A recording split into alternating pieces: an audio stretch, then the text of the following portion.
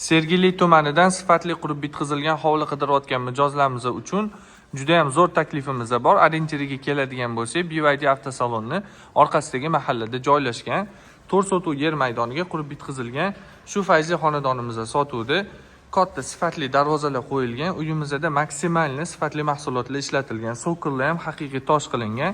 Bitta odam kirib chiqishi uchun kalitka, hovlimizda kladovka va umumiy hojatxona joylashgan. Fasad qismini qaranglar, odam ko'ziga yoqadigan stilda remont qilib bitkazilgan. Ikki tomonlama zelona zona. Yaxshi mahalladan ikkita aka-ukaga variant qidirayotgan bo'lsanglar ham yonma-yon yonida ikkinchisi ham bor. Inshaalloh yaqin kunlarda bitadi. Podvalga tushib ketish uchun ko'chadan ham lesnitsalar qoldirilgan. Uyimizda 6 ta xona, 2 ta katta hol, 3 ta sanuzel, podvalimizda polностью splashnoy qilingan. Eshikdan kirishimiz bilan bizlarni shunaqa katta hol kutib oladi, ko'rishingiz mumkin. Lyustralar, remontlar, kichkina mayda detallarga ham hammasi hisobga olingan. Televizor qo'yib, divandan zona qilib mazza qilib o'tirishingiz uchun joylar qoldirilgan. Birinchi xonamiz oshxona, o'zini tayyor kuxunni nabori bilan texnikalargacha ham qo'yilgan. Iminna Sergelidan hozirgi kunda shunga o'xshash hovli topishingiz juda ham qiyin, juda ham yaxshi lokatsiyada va sifatli qurib bitkazilgan. Birinchi qavatga tegishli umumiy sanuzel.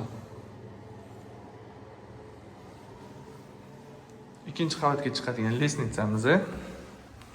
Birinchi qavatga tegishli spalni, ichida o'zini garderobi bilan. Kelinli xonalarda отопление, kelinli xonalarda teplый pol qilingan. Garderobimiz skrytli eshik orqasida joylashgan.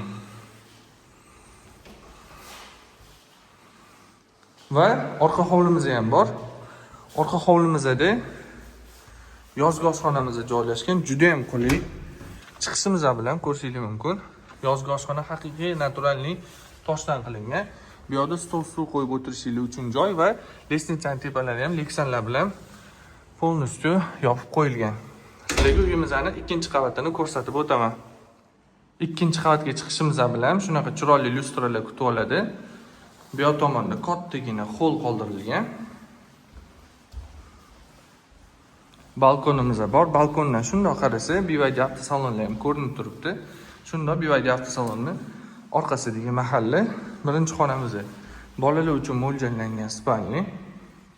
Hamma xonada oynalar bor. Havo aylanishi, quyosh tushishi hammasi hisobga olingan.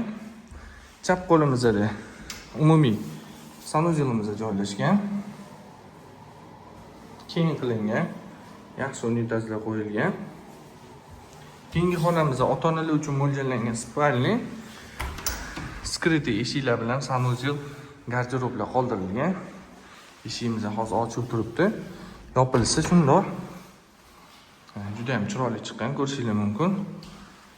Sanuzellar eshigi dushovoy qoldirilgan va garderob uchun отдельный eshik. Yana bitta xonamiz bor.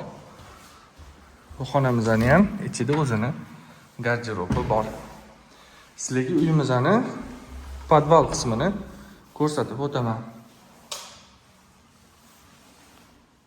Lesnitsadan podval qismimizga tushganda splashnoy podval kutib oladi, ko'rishingiz mumkin. Bolalar o'ynashi uchun детская площадка yoki kinoteatr foydalansanglar bo'ladi. Ko'chadan ham eshik qoldirilgan, bemalol ko'chaga chiqib ketsanglar bo'ladi. Skrytli eshigimizning orqasida kotelni joylashgan.